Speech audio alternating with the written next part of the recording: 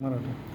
मी doctor विजय शांता मोदीराम देवकर, आरोग्य वैद्यकीय अधिकारी, सार्वजनिक आरोग्य विभाग, महानगरपालिका नाशिक.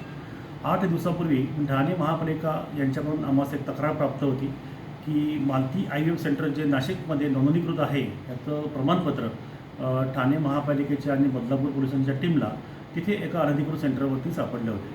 त्या अनुषंगाने आम्ही सदर सेंटरवरती तपासणी मोहीम राबवली असता तिथले जे काही डॉक्युमेंट्स आहेत, कागदपत्र आहेत, ती सर्व कागदपत्र आम्ही जप्त केलेली आहेत, जमा केलेली आहेत. त्याचप्रमाणे याचे जे संचालक होते डॉक्टर अमोल पाटील यांना बदलापूरमध्ये अटक झाल्यामुळे त्या अनुषंगाने त्यांची इकडच्या केंद्राची जी काही नोंदणी आहे जी आम्ही दिली होती ती नोंदणी आम्ही रद्द केलेली आहे आणि त्यांचे हॉस्पिटल हे सील केलेले आहे. कागदपत्रांची सविस्तर तपासणी सुरू आहे. त्या तपासणी अंती आपल्याला पक्का निष्कर्ष मिळेल की नक्की हे रॅकेट नक्की कोसानी कुठे काम करत आहे. सर, नाशिक शहरामध्ये एकूण 25 अशी केंद्र आहेत.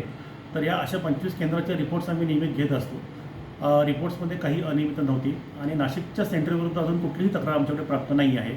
तरी पण आम्ही एकदा सगळ्या 25 सेंटरची धडक मोहीम आता आमची सुरू आहे.